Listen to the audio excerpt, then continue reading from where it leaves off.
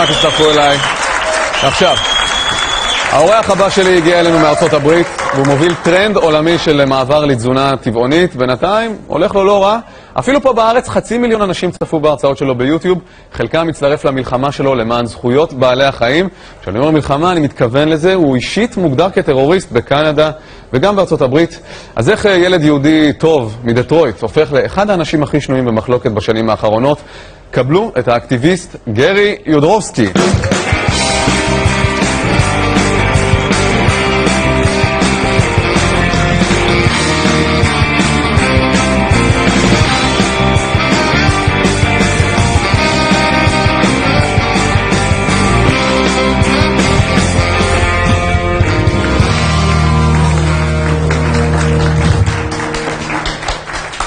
I've seen your lecture, your famous YouTube lecture, only yesterday. And I must say I'm a cynical person, I think, very skeptical.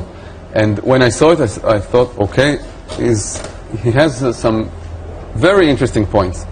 And I didn't know how it will affect me. And today, before the show, I was hungry. I went to the sandwich, there's a big basket with sandwiches. And I said, okay, what am I eating now? This one has cheese. The other one has meat, and this one has eggs in it. So what am I supposed to eat now? Well, you have to get a new caterer first, okay? There's plenty of food to eat out there. Remember, we have beans and lentils and rice and quinoa, millet, all these wonderful grains. Then there's veggie burgers and other vegetarian and vegan options too. So there's plenty of food to eat. Once you realize what's out there, understand old habits are hard to break.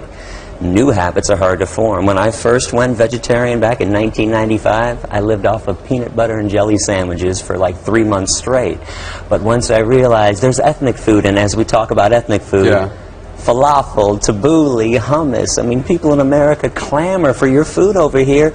That's a meal. You can eat that all day long. Sometimes I go 2 or 3 months eating nothing but falafel. Tabbouleh and hummus all day long. But if you eat all day falafel, you will look like a mountain. No, you don't get fat off vegetarian and vegan food. No.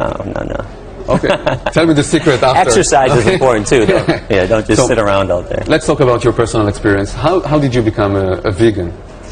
Well, my stepfather is a clown in a circus, and he took me backstage when I was 23. I was blind like everyone else. I thought I loved animals because I loved dogs and cats.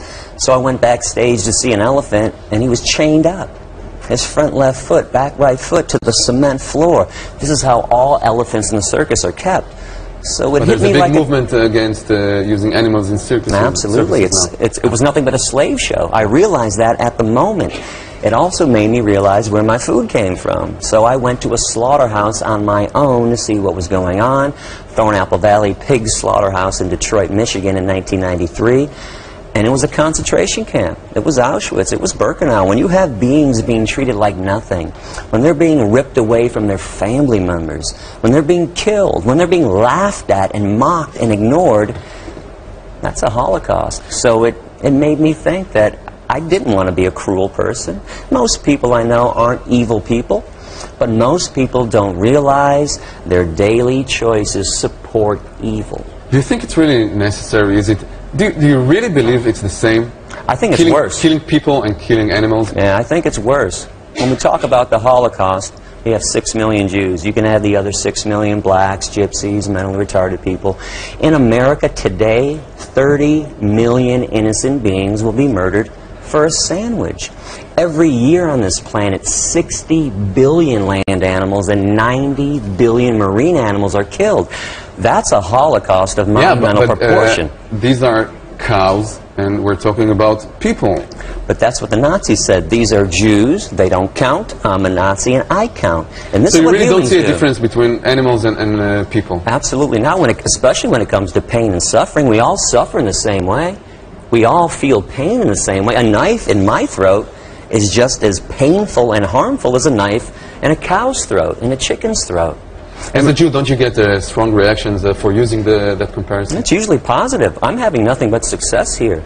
Remember, I don't do things to be a politician. I don't say things that people want me to say. I speak the truth, and the truth is harsh. I know people don't want to hear that there's a Holocaust taking place, that they're taking part in, but that's a fact. I'm not being dramatic. Again, if you go back 60, 70 years, Jewish women had babies in their arms, and the Nazis ripped those babies away. In the dairy industry, every cow not only has her baby stolen, she's raped to impregnate her, and then when the baby is born, they steal the baby away. They tattoo Jews. We tattoo animals. We brand them. So, we murder as you them. see it, we are all Nazis to you. Well, not to me. You have to think about the victims. The victims think you're a Nazi. Remember Isaac Bashevis Singer, a great Jewish humanitarian, who was vegan. He's the one that said, in relation to animals, all humans are Nazis. For the animals, it is an eternal Treblinka. So it's not so important what I think. It's what the animals are thinking. We're now seeing, currently seeing a short... that's shocking. That's shocking. That's evil. It's cruel and it's disgusting, and you want to prove what? I want to show people what's going on, because if you watch the news, if you watch TV, the advertisements are happy cows. Right? They're never showing you slaughterhouses. Think about this. If a slaughterhouse wasn't such an evil place, how come McDonald's and Burger Ranch, why don't they show you slaughterhouses and say, hey, this is where your hamburger comes from. This is where your chicken nuggets come from. They intentionally lie to you. I don't lie.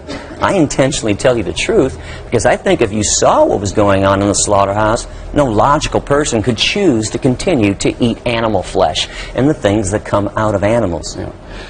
So what is your final goal? To kill the meat industry, to kill the farms? Yeah. I want to destroy all animal exploitative industries. They're unjust. The animals are not willing participants in this Holocaust. What about the people who take place in those industries? Yeah. I read somewhere that you said that a man that hurts an animal, you could kill him or should die or something like that. There's a justification for killing anybody who harms a human or an animal intentionally. Again, you have to understand, nobody's opposed to violence. And I've been asking the audience here every day, raise your hand if you're opposed to the Allied forces coming into Auschwitz and Birkenau and murdering Nazis to save Jews. And nobody raises their hands. The problem is nobody thinks animals are important enough to kill for. I think the animals disagree. I think the cows and the chickens disagree. So if I went into a slaughterhouse, I'm the peaceful person. Even if I had guns drawn, I go into a slaughterhouse. Who operate the slaughterhouse? I would say, drop your weapons. You're done killing. You're going to let these cows and these pigs and these chickens go. I'm the one that's justified. I'm stopping murder. There's a justification. There's nobility in killing somebody who has no ethics. The Allied forces were noble. Do you think they weren't noble? Do you think that they should have let Nazis kill Jews? I think they did what they should have done. And that's what we need to do as human beings. If we claim to be compassionate, claim to know right from wrong, we have to kill beings who kill evil people. But with that saying, you give legitimacy to people who murder other people. You know, every person could choose his own goal. Like the person who killed our Prime Minister, Yigal Amir, he said, okay, I did it to save the country, to save more people getting killed. But you know why that was unjust. Who was he killing? Prime Minister. No, who was the Prime Minister killing? Nobody. You understand the difference between a murder for no reason, a psychotic murder that a fundamentalist Jew, a fundamentalist Christian, a fundamentalist Muslim takes part in, and going into a slaughterhouse and saying, leave these cows alone. Cows have harmed nobody. Chickens have harmed nobody. We are murdering innocent beings. So if it ever came down to that, but that's not the issue. That is not the issue. The issue is we just need to change the way we view animals. We have to realize humans aren't the only beings on this planet, and we're not more important than animals. So why aren't you allowed in some countries? You can't enter Canada or the UK, I think. Because we live on a planet that murders animals, a speciesistic planet. Understand, like a racist who thinks that their race is better than another race. Speciesists think that the human species is superior to animals, and we have the right to harm and kill any species we choose.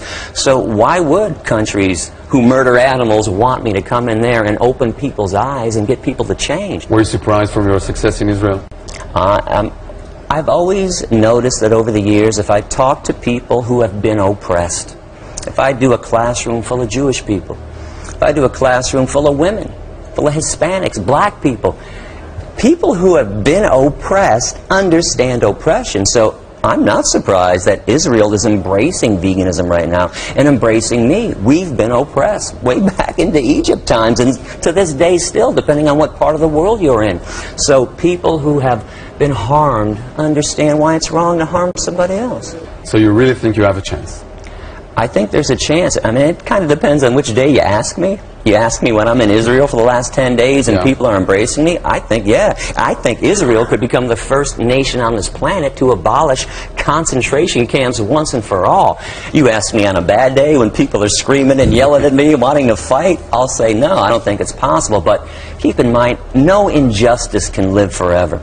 Sadly, injustice can live for hundreds or even thousands of years, but no lie can last forever, and people are becoming aware, and I think animals will obtain their freedom one day and be treated equally and fairly. Well, thank you very much for coming. You know,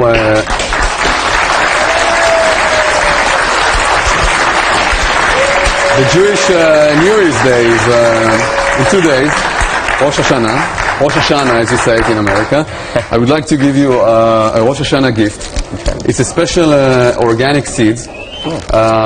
We bought it from an organization who help the disabled. And Happy New Year to you. Thank you. Thank you ראש very השנה much. שמח, שנה טובה. גרי יורופסקי, תודה רבה. תודה רבה.